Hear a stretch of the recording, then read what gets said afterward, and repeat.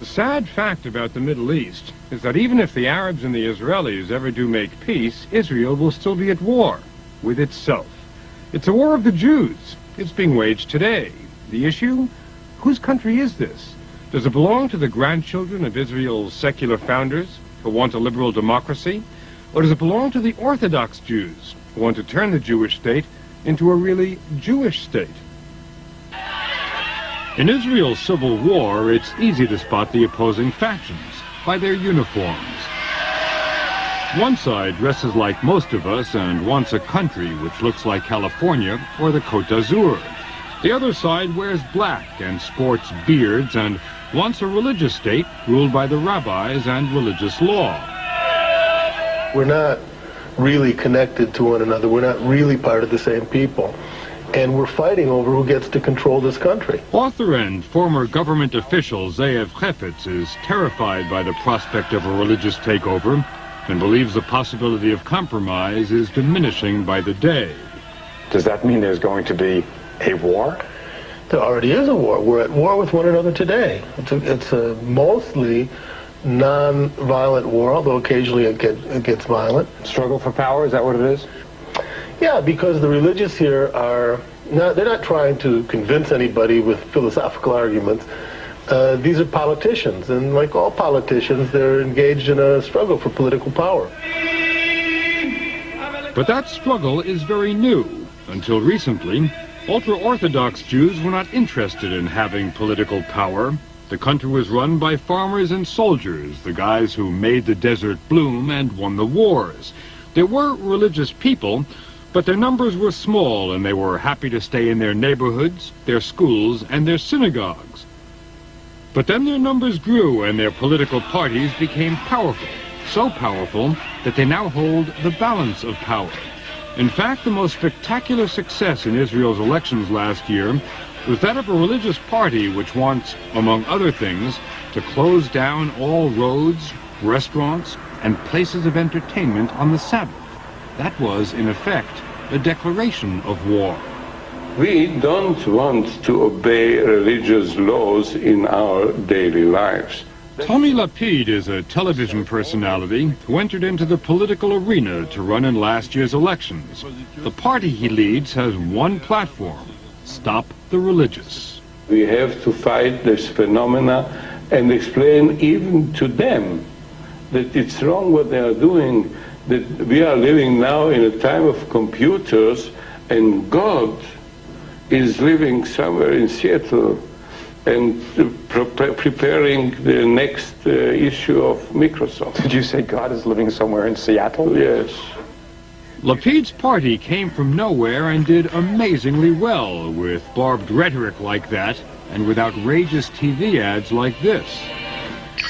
Sabon kasher, shampoo kasher.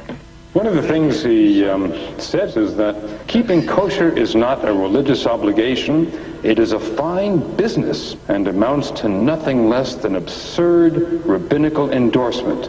There is kosher soap, kosher shampoo, even kosher dog food, and kosher toilet paper. Okay, so here you see the propaganda. Because I never bought kosher toilet paper. Never. I never bought kosher food for my dogs. So it's propaganda. And it's a lie.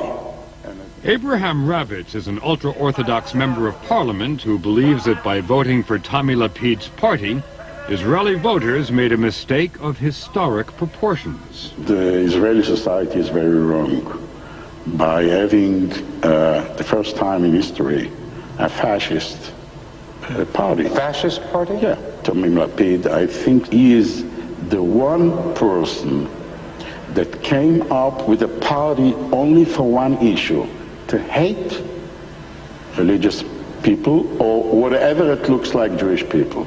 People have accused you of contributing yourself very personally to the polarization, of whipping up anti-religious hatred. Some people we've talked to have accused you of being anti-Semitic. Yes, which is funny. I am a survivor of the Holocaust. I lost my father and 16 members of my family in the Holocaust. to accuse me of being anti-Semitic is like accusing the Pope of being against the Catholic faith. But this is the Middle East, where gravity moves to the extremes, and the center does not hold. Nowhere else on Earth is so much passion confined to such small quarters. Just look at what's happening on one beach on one day. The religious ushering in the Jewish New Year with ancient rite and ritual.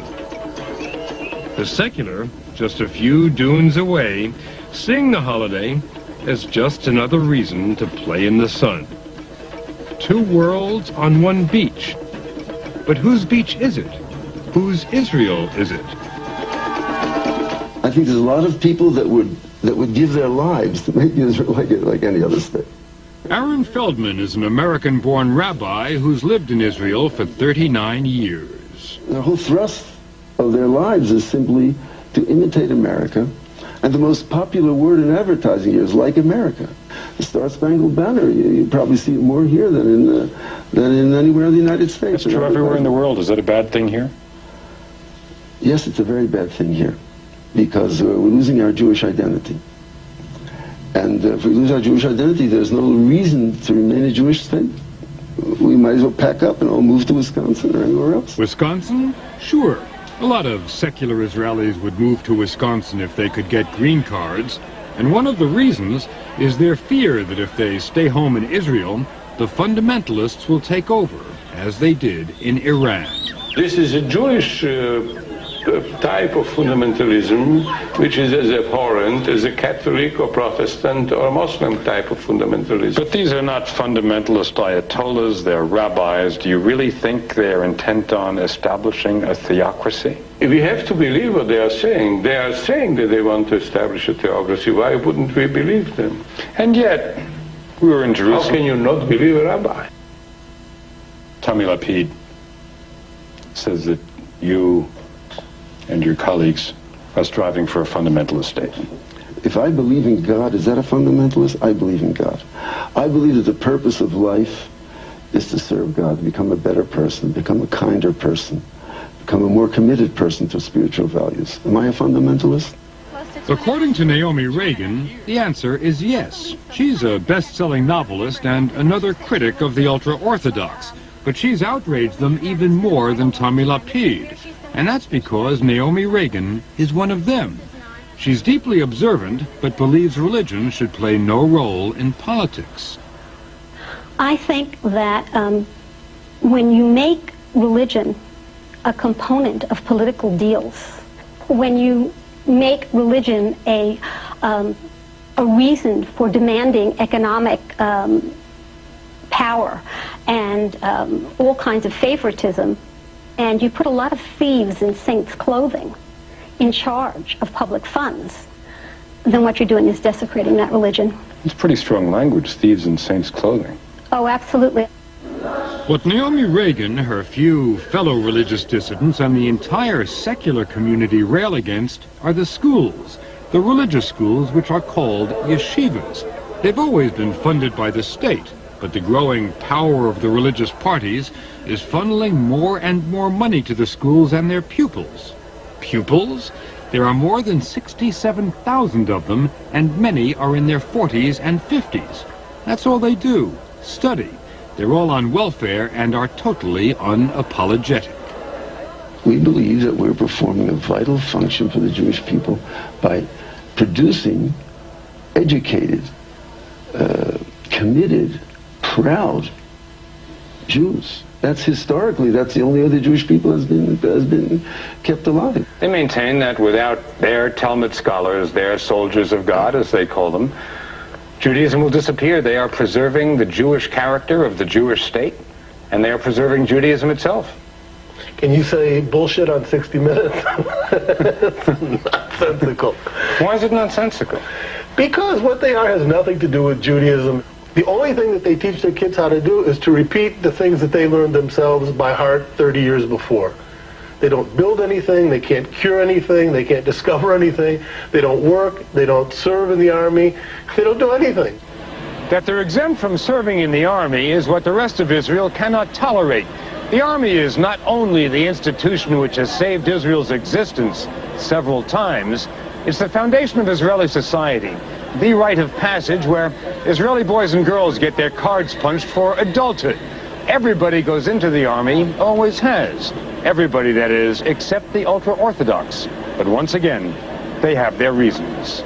Well, we have a question of priorities, right? Should we interest ourselves with the spiritual level of the Jewish people, or should we interest ourselves with the physical defense? There are other people that can help in the physical defense, but very few people that could help in the spiritual continuity of the Jewish people. That's our choice. Why should their boys join the army when the army doesn't want them and the army certainly doesn't need them? What I care is that they should not be exempted. There cannot be some Jews who are good enough to die and some Jews who are good enough to pray. If we would all follow their commandment to join their yeshivas, who would defend this country? They say God will defend this country. Well, God didn't defend the Jews in the Holocaust. He slept. He nodded. But the most feared army in the Middle East has a new unit, a brand new unit made up of ultra-Orthodox volunteers. They are dissidents or dropouts, depending on your point of view, but they wanted to leave the yeshivas and take up arms. The army couldn't say no and took great pains to accommodate them. Special kosher food, camps with no women, weapons training supplemented by worship. 26-year-old Meir Elbaum decided this was for him. He reached that conclusion after his best friend, the soldier, was killed fighting in Israel's war in Lebanon. When he died, I started to the first time to think to myself, come on, where are you? Sitting in the yeshiva, hanging around the streets, marketing, making business. You have to do something for the people also, for the community, for the country. And I said, come on, if you want to be a man got to do what a man got to do. So I wanted to go fight. But neither side has embraced the experiment. The rabbis have denounced it. They don't want to lose their boys. And the secular parties have declared they won't be satisfied with yeshiva dropouts. They want them all, whether the army needs them or not. So while a few good-natured boys take up arms to bridge the gap, the civil war continues. But many on both sides think the outcome is a foregone conclusion. It will not be decided by right and wrong because there is no right or wrong. It will be decided by power, and since Israel is a democracy, that means numbers. Within a generation, Israel's prime minister may well be wearing a black hat. And that's because while secular families have an average of 2 children, ultra-Orthodox families have more than 7.